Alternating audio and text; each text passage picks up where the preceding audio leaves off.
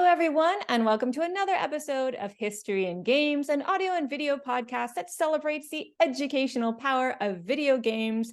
How do I do it? Well, I play video games, everything from Pac-Man to Assassin's Creed, The Legend of Zelda to Super Mario Brothers, and I find the real history and stories hidden inside our favorite games. A quick shout out to my last episode with Dr. Alyssa Seppenwall, in which we discussed the Haitian Revolution.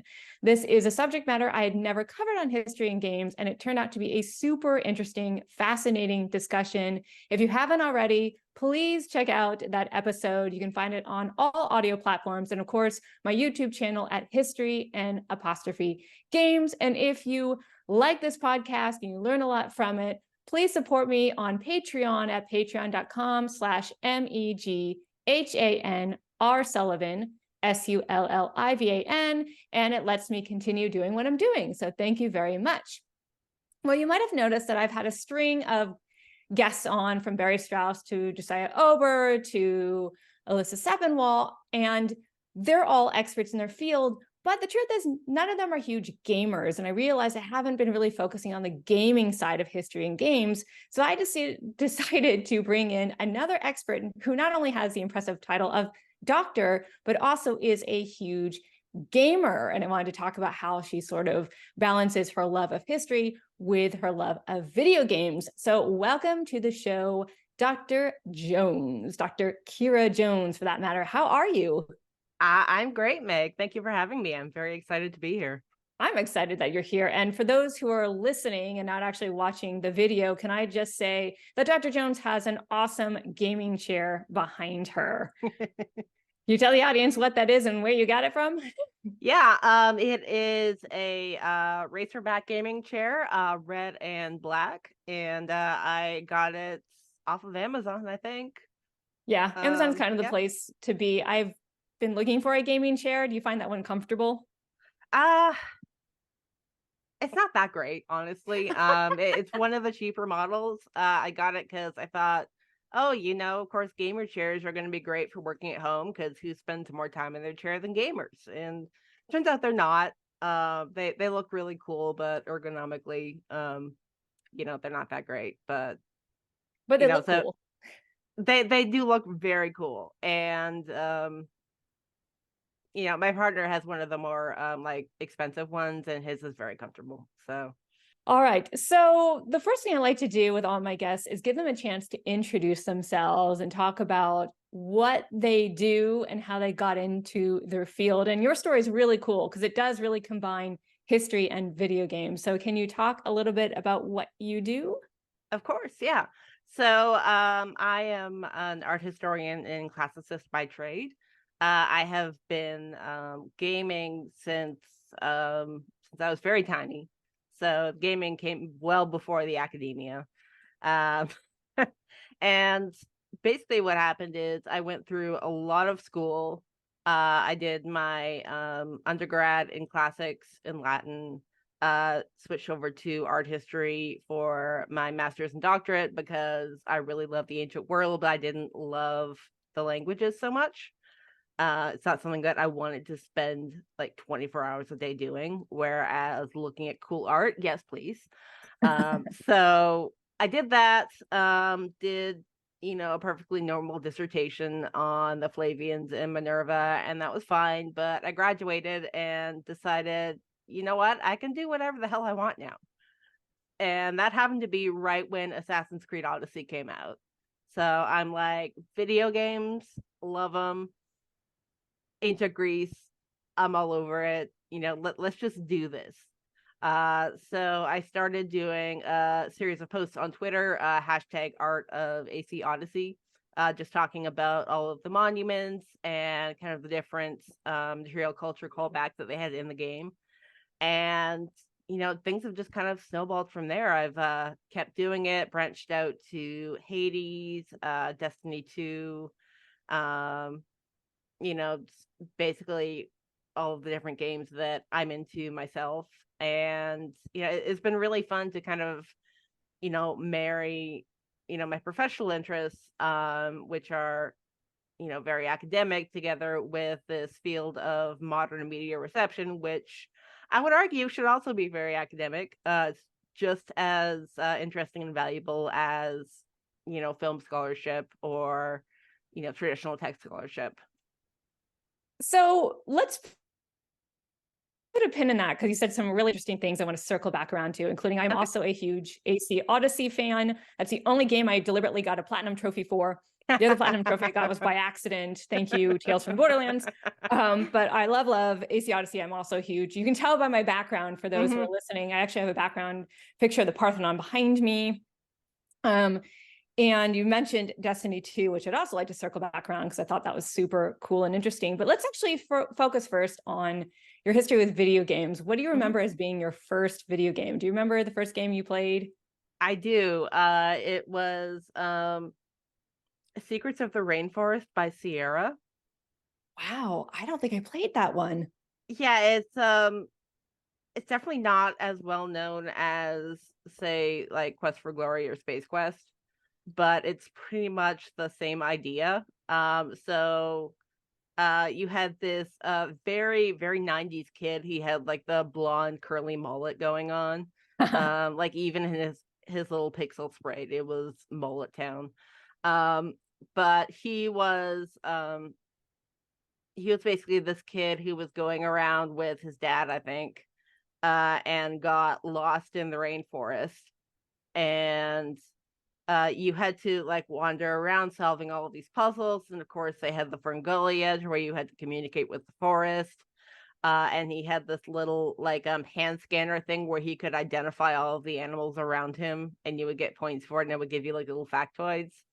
So it was an educational game technically, but it's also what really got me started on the whole Sierra track and video games in general. Yeah, I got to give you a thumbs up for that. It's funny because I'm part of the Oregon Trail generation, quote unquote. Okay, I did that one too. Yeah. Yeah, so that Yep. edutainment part of it is exactly what inspired history and games. The idea that, video games are not brainless. They can be educational as well as fun. And it also started my love of role-playing games because what is that if not a role-playing game? So I'm glad that you gave a shout out to a classic game. Do you have a particular genre that you fell in love with over the years? Yeah, definitely RPGs. The game that like really turned me into a gamer was Baldur's Gate 1.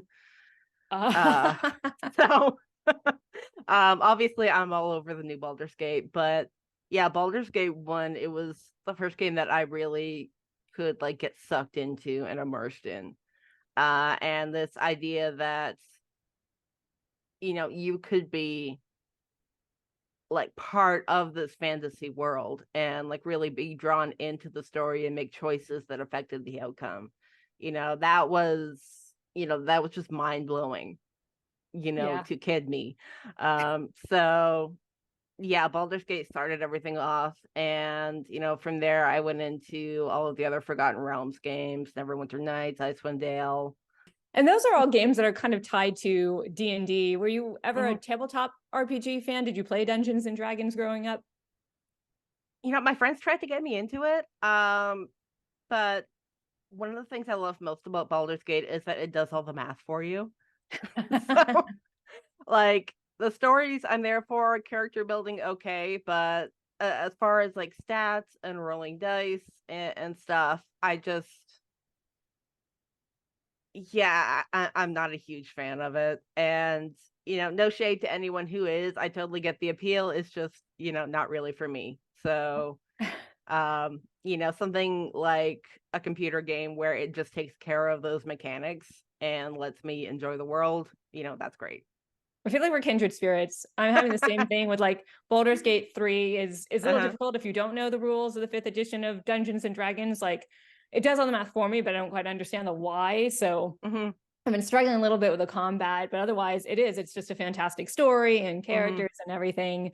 And you mentioned that, one of the games that you liked takes place in ancient Greece, which kind of brings us to your love of history. When did that start? That started pretty much as early as I can remember. I wanted to be a paleontologist when I was like 4 years old.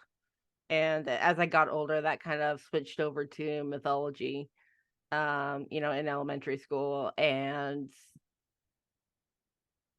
I actually I found this the other day, and for those of you who are listening, it is my wishbone binder. Oh my gosh. So yeah, it's got Wishbone as his Odysseus costume self, I think. So yeah, my love for history clearly started very early on. And continued that throughout high school, just reading everything I could. When I got to college, I realized that you could basically major in it, but going the classics route. And I was like, okay, yes, done. I'm going to do that. And then you said you went on to do art history, which is Mm-hmm. something I have considered going back to school for. Talk to me Mm-hmm. about your experience with art history. Yeah, so I kind of went off the deep end with that. I had taken maybe one or two art history courses when I applied to grad school. Um, but I knew that the material culture angle was one that I wanted to pursue. Um, again, like I was doing fine with my Latin, but I wanted to look at a bigger picture of the world. And for me, art history entails not just the primary sources like the ancient Greek and Latin works, but also archaeology, artworks, architecture. It's these are all puzzle pieces that are what we have left of the ancient world. And sure, you can hone in on one puzzle piece like Greek or Latin and get a lot out of that. But if you're missing the rest of the picture, then, you're not getting as much out of it as you could. So, what I ended up doing was bringing in my knowledge of Greek and Latin to art history so that I could, really get that broader interdisciplinary picture. Right. So, art history, art history does tend to focus on the material culture side of things. And what it does is I have people ask me all the time, oh, so are you an artist as well? Like, do you make art since you study art history? And I have to tell them, no, I am terrible at drawing. Just ask my former students. They got stick figures every week. But it's about looking at how society uses art, what factors lead to its creation, how it operates within a society. So, like your Parthenon backgrounds, how was that a part of the Athenian fabric of life? What do all the sculptures on it mean? What kind of resources did it take to build it? How did it function, after antiquity? All that sort of stuff. It's the history um, of the art that encompasses, the wider society instead of just like the history of the artwork itself. You get out of school Mm-hmm. and then you've got your doctorate, you've got your master's, you've got all this education. What Mm-hmm. was the next step for you? Yeah, so I kind of fell into the trap at first that if you have a PhD, you need to go into academia. So I did a lot of adjunct teaching. I still do teach the occasional class. I do one on reception and modern media. So, video games, webtoons, films, that sort of stuff. But the job market for academia right now is just absolutely terrible. Um, and what it really asks of you is when you get out of grad school, you need to spend the last year of grad school instead of writing, really applying to jobs. And if you're lucky, you get an adjunct position, which is going to pay you much less than minimum wage. You're going to be working insane hours, no benefits because it's a contract position, and no job security because they're really only hiring you for a semester to maybe up to 2 years. I decided near the end that I didn't want to do that. I liked where I was living. My family's here. I had built a life. My friends were here. I couldn't really afford to move anyways. I still do have student loans, so it's something that you always have to be conscious of. And I decided that eventually, I didn't need to be in academia in order to keep working on history and games.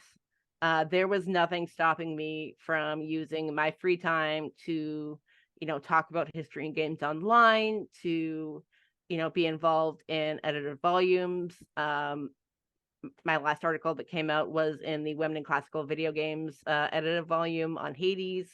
So, I still do conferences. I still talk with people. I still do podcast interviews, obviously, but I do it on my own time. So I'm not, beholden by, these academic ideals of what counts as good scholarship or not. I can just do what's interesting to me. And, I think that combined with, eventually, I'm not quite there yet, but eventually having a good paying, stable job, for me at least, that's going to be the right answer. It's a little bit of both worlds and the best of both worlds, I think. Right. And I like that you're able to pivot. I had just seen a video of someone I interviewed for History and Games, friend of the show, Dr. Jackson Crawford. And he also had sort of cautioned, if you go sort of the history and professor route, it's pretty brutal out there. So it's nice to know that you can pivot and that pivot has a lot of benefits, including sort of working on your own time and doing what you want. What's been your favorite project that you've worked on recently? I mean, right now I am doing a lot of work on Destiny 2. So that is again on my own time. I'm not really doing it for anyone. But I'm looking a lot at, how Destiny as a game that is not set in antiquity, it is very much set in space. But how they use art history to construct their cultures. Oh, wow. Yeah. So I think, did you mention that you played Destiny 2 or you were interested in it? I have played Destiny 2. I played with my friends. It's been a while Okay. though. So it's been at least a couple of years, but I did enjoy it. So I'm very interested in knowing how you sort of extract the history from for those who don't know, Destiny 2 is a multiplayer game that you can play online with your friends, and it takes place in a sort of fictional sci-fi universe. So I actually put on my notes earlier, Destiny 2, question mark, exclamation mark, like, ooh, I want to hear more about this. So talk to me a little bit about the history that you found in Destiny 2. Yeah. So, I mean, just to give a brief background to the game, you've got the Earth, right? And the Earth has gone through a golden age, spurred on by the arrival of this gigantic golf ball in the sky that we call the Traveler.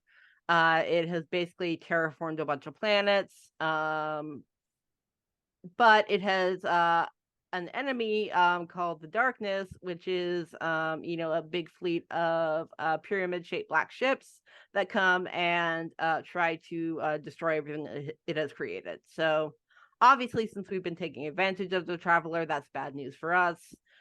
We get the collapse, and humanity kind of goes by the wayside for a while. When we come back, the Traveler has basically sent out these little tiny floating robots called ghosts that can resurrect people from basically any time period. A lot of it ends up being golden age, but I think as long as there's like some remnant of a body there, then they can just like resurrect it or whatever. And these guardians come back with no memory of their prior life, but basically superpowers. So if you can imagine like a toddler with the powers of like Superman, then that's kind of what goes on. So it's the Guardian's job then to fight against the forces of darkness and to defend the Earth. So with that, we get a bunch of alien races coming in. We've got the Fallen, who are kind of these bug-like creatures that are very tribal. In a lot of ways, they operate in houses and they live on ships. Their world has been destroyed, so they're kind of trying to move into ours. You've got the Cabal, whose world has also been destroyed. They live on fleets. They're heavily based on the Roman Empire. The various soldiers are called things like centurions and legionaries. And you've got the emperor who leads them. It's a very militaristic society. Pretty much everything that describes them is some form of a Latin word. So very, very obviously based on Rome. Then you've got creatures like the Hive, who are these evil bug people who rely a lot on ritual magic and ally themselves with darkness. And that's a very superficial kind of explanation of it. But TLDR, we've got all of these alien races that have these different eras of, let's say, Earth history that's inspiring their culture and how their particular world is built. So what I'm looking at is, what that history is. So with the Cabal, what periods of Roman history are actually being used to build the narrative for that race? What kind of architectural details are being taken into account when we see things like their ships or their military machines? And what actually got me started on this whole trek was when the Witch Queen expansion came out. We finally get to meet Savathun, who is my new best friend. I love her so much. But I'm trying to think if I can say this without spoiling too much, but I think I kind of have to get my point across. So, okay, spoiler alert. Yeah, spoiler alert. Mute this podcast for the next 5 minutes if you don't want to hear about Witch Queen. Basically, Savathun gets the light. She becomes a guardian. And so when we go into her throne world, which is kind of her little pocket of space that she can mold according to her own thoughts, we get two distinct halves of it. One is very Southern Gothic. It's swampy. It's full of, mysteries and hive rituals and magic. And then the other half is this shining white Gothic cathedral city with stained glass windows and all of this like high Gothic sculpture that's built into the walls. And, I was just kind of looking at it and like, whoa, what a dichotomy this is. We've got this one figure who has done like a complete 180 stylistically now that she has light, right? And I started comparing that with, medieval ideas on what the light was. And a guy named Bishop Suger, he was like right at the forefront of cathedral building. And his idea was that cleansing through Christianity is shown by light. So when you have all of this light coming into cathedrals, that's a reflection of, cleansing and the love of God. So if you put that into context with Savathun, she's suddenly been resurrected as a guardian. Now she's got all of this light in her, and it has, erased her memory of, being the Witch Queen of the Hive. She's reinvented herself now. So we've got all of that element of like forgiveness and resurrection and kind of the ability to remake herself that's coming in, along with this Gothic architecture, which is, what it was built for, to symbolize, in the Middle Ages as well. So it fits. And, when I first got to that area, there's this one part in the intermission where you walk in and she's got like this huge stained glass rose window with all of these buttresses and there's just light streaming in everywhere. And I'm like, oh my God, I need to write about this. I need to think about this. And, I put out a bunch of very nonsensical posts on Twitter because Twitter was still alive back then. And it was still Twitter. Right. Yeah. It was still Twitter in so many ways. And then, after that, I played through the expansion, played through the next one, and I'm like, but wait, Bungie's doing the same thing with the Darkness and the Cabal and the Vex. And, there's a book in here, and nobody is looking at Destiny 2. That's the crazy thing. I found one other person who actually works on Destiny 2 as like kind of a humanities-based academic. But I think that because it's like a first-person shooter and because it's set in space, it just flies under the radar for a lot of people. It's funny that I never really stopped to think that Destiny 2 has a ton of history and cultural Mm-hmm. touchstones in it, and that it's, that you discovered it.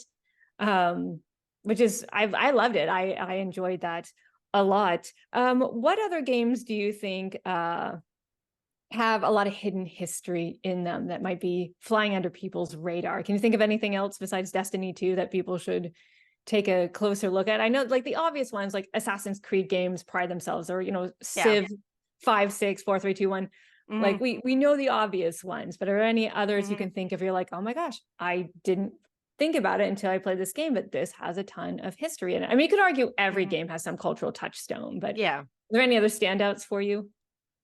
Yeah, there's one that I did a paper on a while ago, actually. It's Disco Elysium. Uh, People love that game. I still haven't played it. I just haven't found the time, but people do. They like write dissertations on it. it's so messed up. It's hilarious. It's like the absolute like most trash fire of a human being main character, and the game just like goes through and just drags him through the mud, which led me to realize he's totally an Oedipus figure. Ah, He's comes in as this detective, and he's like, oh, I'm a detective, even though like he can't remember anything about his past. He got like so blackout high and drunk at the same time that he completely erased his own memory of himself. geez. uh and like he wakes up and he knows that he's a cop, so he just decides to go around being Mr. Detective, with Kim Kitsuragi, who is one of the most amazing sidekick video game characters ever. We do stand Kim. Um, but the way that the game narrative builds on, his blindness to his own past and his, reactions as more and more of it gets unveiled and he realizes the terrible things that he's done. It's it it's 100% Greek tragedy. And it lines up with Oedipus so well. So yeah, that would be my candidate. Are there any shout outs to any games that are sort of uh, that take place in different parts of the world and have different mythology? Yeah, let me look up the name because I want to make sure I get it right. Um, yeah, Raji. Um, Yes, I love that yes, game. I'm so glad you gave it a shout out. yeah, it is so beautiful. It's kind of like this pseudo platformer, but it's really friendly for non-platforming people like me. But it is based in Hindi mythology. It was written by an Indian studio, so they've got the language right, they've got the accents right, they've got the myths right. You play as Raji, who is trying to get her brother back, and there's shout out to all of the younger brothers who drive video game narratives by doing absolutely stupid things, and getting caught by villains, because I swear they're everywhere. Um, but yeah, it's just absolutely, absolutely gorgeous. Everything about that game is great. Highly recommend it. All right, that's really cool. And then here's a question for you. Mhm. What time period in history or what culture has not appeared or has appeared very little in video games that you would like to see or see more of? If you suddenly had the money and the coding abilities to create your own game, Mhm. what kind of history game would you make? Hmm. I think if I had to, I've got two answers to that. So if I had to make one with the knowledge that I have, it would probably be a game set in Etruria. Uh, there's a horror game called Yuppie Psycho that has like this entire sort of mini story that's pretty heavily based on Etruscan ideas. Um, and it's kind of a batshit game, actually. Also recommend it if you like point and click horror. It's very well done. Um, but yeah, other than that one reference, like you get references to like the mysterious Etruscans and stuff like that, but I think we have enough knowledge of the culture where we could put something together that's convincingly accurate. So my second answer to that is I would really love to see a good like Indigenous American game. Yeah. Um, just one that is actually made sensitively with tribal consultations. Uh, there's one being built in Mexico right now, Dream of Darkness. That's kind of a Lovecraftian take on Aztec mythology, and they're doing it really well. But again, it's Aztec. I want to see something for First Nations people that is, really a good interactive experience of their culture. That is, it's not Assassin's Creed type of thing. I would not trust Ubisoft to do it, at least not do it correctly. But yeah, they need something. I guess the final thing I wanted to ask you is, what are you Mhm. up to now? What are you working on besides Destiny 2, which is really awesome? Right. So I mentioned my Hades chapter that just came out. I do have one coming out soon on Assassin's Creed. It'll be in the Assassin's Creed in the Classroom volume. That is coming out from De Gruyter, I think. We just sent the proofs off, so it'll probably be another year or two before it shows up on shelves. But that one is on an event that I ran in the Michael C. Carlos Museum, which was kind of a joint play Assassin's Creed Origins and um, stuff on Xboxes in the upper room while I lead you on curated gallery tours about Assassin's Creed, through the Greek and Roman and Egyptian galleries. So, Oh, wait, we got to back up. You got to tell me more about this in detail. Hold all on. So right. you are going, because I've always dreamed of this, like Yeah. dragging people through like the Met or something, Yeah. and then Yeah. tying the bits of history to Mhm. video games. How does this work? Yeah. So, the chapter is actually all about how, video games fit into museum pedagogy. And, gallery tours tend to either be very prescriptive in that you follow the guide around and they tell you about art and then you leave, or they tend to be very interactive where they are asking you, what do you think about this art?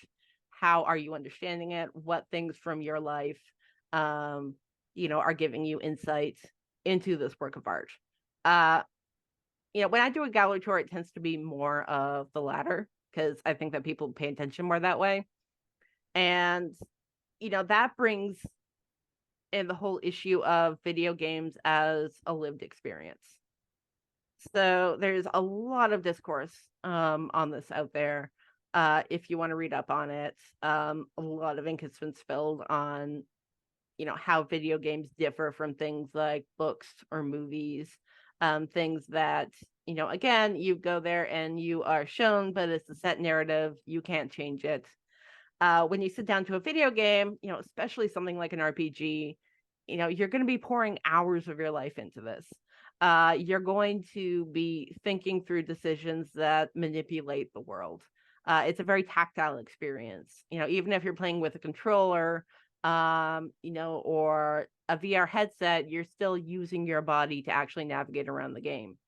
So I argue, and a lot of other people have as well, that the way that the brain codes this is as a lived experience. So it then becomes a memory that you can draw on to understand the world around you. And just as kind of an aside, this is very nerdy, but um, back when Skyrim first came out, I played the heck out of that game. I put in a lot of hours, a lot more than I Yep. should have. But it got to the point where I was like driving down the interstate and I saw a bush on the side of the road that looked like a harvestable bush in Skyrim. And like there's a split second when I almost instinctively pulled over to go get berries from that bush. So I'm like, oh, I need to harvest that. It's like, no, that's in a video game. You are in your car. You cannot pull over here. But it's just that sort of reaction is just your brain making that connection. It's like, oh yeah, sure, go do that thing over there. We need that resource. And when you get people to tap into that sort of knowledge in a museum gallery to understand art, it makes that connection between this actual object from history and themselves. It makes it that much more, interactive for them. And, personally, I found that, if we encourage people to bring in their fandom knowledge, whether that's in comics or TV shows or especially video games, it breaks down that kind of academic ivory wall between you and your audience, because suddenly, what you're talking about isn't based on, privileged information anymore. It's not based on a set of data that they may not have had access to. It's based on something that they have experienced, they're confident in. And suddenly it's like, oh, wait, history can be for me too. I've already done something that relates to this. So it really just breaks down a lot of barriers that makes for very good conversations. And yeah, thankfully that event was a huge hit. So just to clarify, did you give the tour? I did, yeah. So what we did was the Michael C. Carlos Museum is on Emory's campus, which is where I did my PhD. So I'd done a lot of work with them already. They had planned to do this event with the Microsoft store, where Microsoft would, loan them like travel Xboxes so that they could play through the Discovery tours on Origins. And I was like, oh, that's going to be fabulous. Have you thought about doing museum tours with that? And they're like, we can do museum tours with that. Tell me more. So I ended up throwing together 3 tours. 2 of them were based on Origins. So I did one on Republican Rome, as seen in the game, since we do spend a little bit of time there. Caesar shows up. We have a lot in the Greek and Roman galleries. And then one on Alexandria and Cleopatra, which we also had some objects for. And then the third one, it was about a week before Odyssey came out. So I tried to get a demo that we could play. They would not go for it. But instead, we just had a bunch of game footage from streamers that was looping on a big screen, along with trailers, developer interviews, stuff like that. And then I built a tour in the Greek galleries around, what I thought that we were going to see based on what we knew about the game. So I knew it was going to be, during the Peloponnesian War. It's probably going to have a lot of stuff in Athens. I knew that there was at least going to be one Gorgon, because, that's the battle that they showed off. So yeah, I was able to, kind of build the tour around that and about what we might be able to expect. So I did lead all 3 of those. Was a lot of fun. Had no voice at the end of the day, but yeah, we had, well over 100 people come through during the course of the day, which is, pretty good for a small campus museum. So That's really awesome. I love hearing that. And I really hope that more museums do something like that, where it's accessible. It's accessible to people. As I said, it's a living experience, right? You have that visceral experience of playing a game and living through the protagonist, and then actually seeing the things like, oh my God, this was in the game. And now I'm actually seeing the real object in front of me, whether that's, like a sword or a shield or pottery that's mentioned in the game. It's a really, really cool, fun experience. So I'm so glad that you set that up. And if you have any more tours and you come out to California for any reason, or someone who's doing that, let me know, please, because I would love to participate in that. Well, thank you so much for participating in this interview. I learned so much today. I learned so much about Destiny 2's history. I love that we gave shout outs to different games around the world that have history. We nerded out about like Disco Elysium and Baldur's Gate 3. Any upcoming history games that you're looking forward to before we go? Yeah, I mean, Assassin's Creed Mirage is looking really good. There's one I've been involved with called Builders of Greece, which is a kind of it's a tiny little sim game where you build a Greek colony. So yeah, there's a lot of good games on the horizon. One thing I do on Twitter, and I'll probably be doing on whatever other platforms I end up on, is whenever Steam Deck Fest comes around, I'll do reviews of the demos for any ancient history games.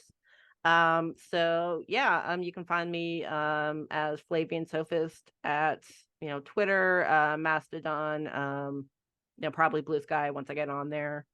So anything I do that has to do with games, check my social. It'll be on there at some point. Right. Do you have a website or YouTube channel or anything you want to give a shout out to? I do have a website, flaviansophist.com. Perfect. This was such a fun interview. Thank you so much for coming on. I'm going to have you on again to nerd out about more history stuff in the future. Great. Yeah, this has been so much fun. All right. Thank you so much, Dr. Jones. Thank you.